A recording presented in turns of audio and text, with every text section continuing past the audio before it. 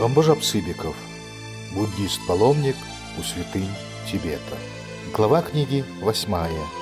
О Далай-ламах. Часть 41. Четвертый перерожденец Йондон Джамсо родился в Монголии от отца Сумрдечин и матери Дара 1 числа первой луны года земляной коровы, то есть в 1589 году. Два влиятельных прорицателя Тибета, Чоэджоны Найчунг и Сетап, признали его за перерожденца Далай-ламы с дном Джамцо. О последующем Санан Сэцин говорит: когда услышали, что он поистине высокий перерожденец священного всеведущего Вачира Дары Далай-ламы, и прибыли послы для увоза его в вечную страну, то есть в Тибет, то монголы не отпустили его вследствие своей малой развитости и большой гордости, говоря так: наш ребенок мал, как его послать? Не пошлем раньше 13-летнего возраста. Без сомнения, этот факт приглашения на престол настоятеля Брайбуна, сына монгольского князя, является самым интересным в отношениях тибетских лам к монголам, только что обращенным в ламаизм. В данном случае тибетцы, без сомнения, уступали настойчивому желанию воинственных монголов и, главным образом, имели в виду поднять успехи ламаизма в Монголии этой, с их стороны, сравнительно небольшой уступкой, так как Далай-ламы в то время не имели еще того влияния, какое приобрели впоследствии 5-й и 7-й перерожденцы. Если они думали и о материальной выгоде, то монголы могли принести громадные доходы тибетскому духовенству, о чем можно было судить по тем подношениям, какие сделали Алтын-хан и халхасский Абатэ-хан третьему Далай-ламе. Но как бы то ни было, новый перерожденец в 1604 году был доставлен в Тибет, возведен в звание брайбунского настоятеля, принял духовные обеты, учился, путешествовал по Тибету и умер в 1616 году. Прах его разделили между собою халхасский князь Чихур и тумецкий Тайджи. Первый сделал для своей доли серебряный субурган и поставил его в брайбунском Галдан-Пабране. Среди монголов есть предание, что тибетцы убили Йондон Джамсо из ненависти к нему, как монголу, распоров ему живот, то есть тем же способом, каким убивают монголы баранов. Пятым перерожденцем, самым знаменитым из Далай-лам, является не раз уже упомянутый Агван Лобсон Джамсо, именуемый сокращенно Аба Ченбо, Великий Пятый, сын начальника области Чонджэй Доддул Раптана и его жены Кунгьял Хамцей, родившийся в 1617 году.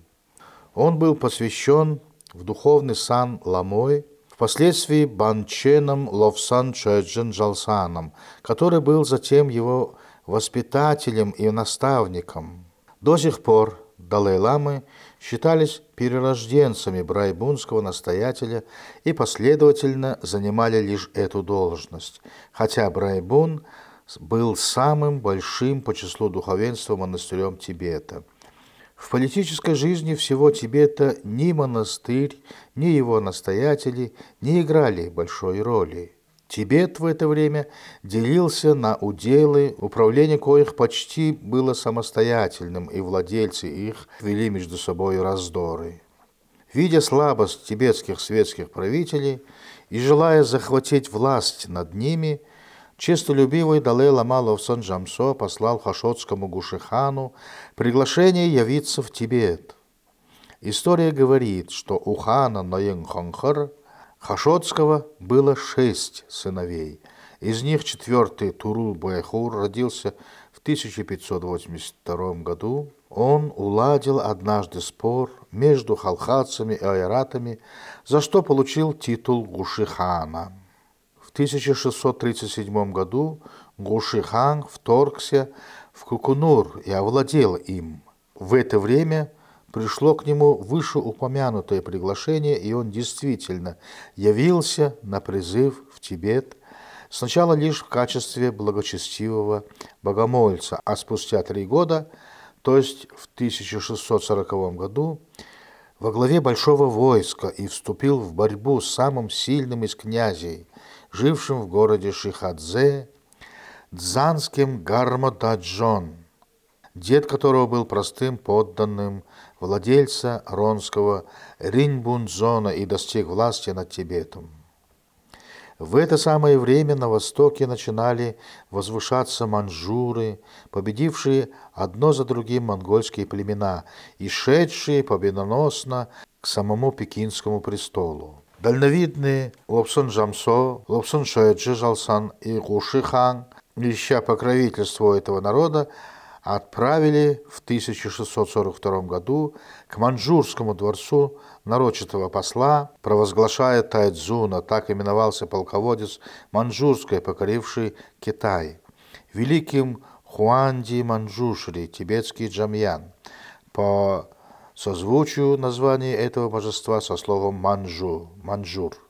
В 1643 году Гуши-хан после 7-месячной осады завладел Шихадзоном и убил его владетеля.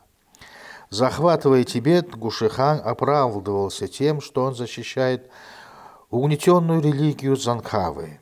Логическим последствием такого оправдания было то, что он поднес власть над Тибетом Далай-ламе, хотя власть эта пока была лишь номинальной, так как фактическим главой Тибета сначала был сам Гуши-хан, а затем он поставил своего сына Даяна, наименовав его Очиртуханом в силу принятого обычая давать особые наименования годам правления.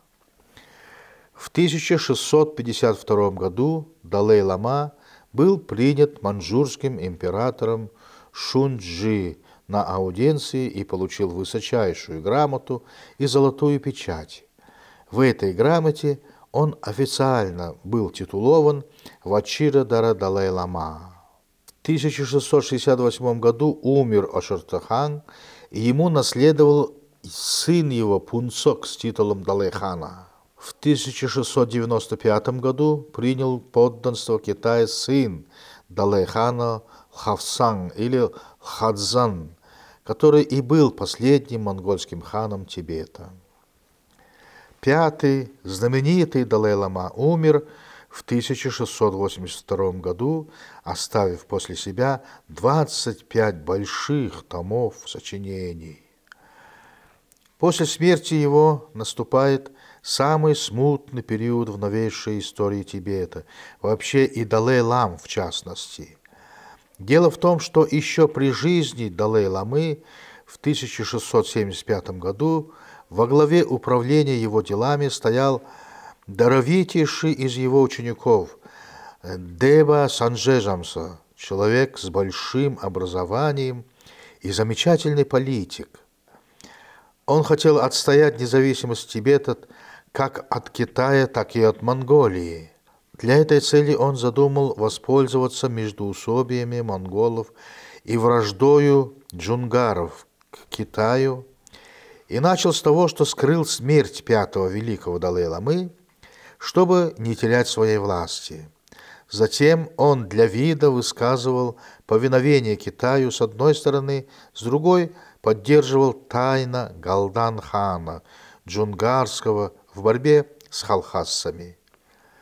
Когда же переговоры между монголами не достигли умиротворения, и джунгарский Галдан был побежден императором Канси, обнаружились деяния Санджи Жамсо, и он объявил Далай-ламой своего ставленника Цаньян Жамсо, уроженца Моньцзона, которого официальная летопись Илтхил Шастир называет Ламой Ловсын Ринченом. Увлеченный в своей двуличной политике, Санджа Жамсо вступил в открытую борьбу с Хавсан-ханом, но был убит последним в 1705 году. Хавсан обвинил в измене и Далай-ламу Цаньян Жамсо, которого хотел доставить в Пекин. Во время пути, по официальным данным, опальный Далай-лама умер в Кукунуре, но народное предание заставляет его еще долго жить, о чем упомянуто выше. Он считается тибетцами шестым Далай-ламой, жившим с 1683 по 1706 год. После этого спор о новом Далай-ламе происходит уже между самими монголами. С одной стороны, Хавсан-хан желал провозгласить Далай-ламой Агвана Еши-Жамсо, а с другой стороны, кукунурские монгольские князья желали Галсан-Жамсо, уроженца Камского Летана. Когда Хавсан-хан объявил о вновь определенном Далай-ламе Агван Еше-Жамсо, то кукунурские князья возбудили вопрос о подозрительности такого определения Хавсана, то есть заподозрив последнего в ошибочном определении истинного Далай-ламы. Выставили со своей стороны кандидатуру выше названного Галсан-Жамсо, то есть признали первого лже-Далай-ламой. Ввиду таких разногласий пекинское правительство командировало сановника Хэшу для расследования дела. В 1709 году Хавсан-хан и Баншен-Эрдени доложили, что призванный ими новый Далай-лама весьма сведущ в религиозном учении и делах правления, и просили пожаловать ему печать и грамоту. Тогда император возвел его в шестые Далай-ламы, не признавая, конечно, прежнего ставленника Санджа Жамсо. В свою очередь, кукунурские князья доложили, что слова Хавсана – ложь, а истинный далай-ламский перерожденец – литанский Галсан-Жамсо.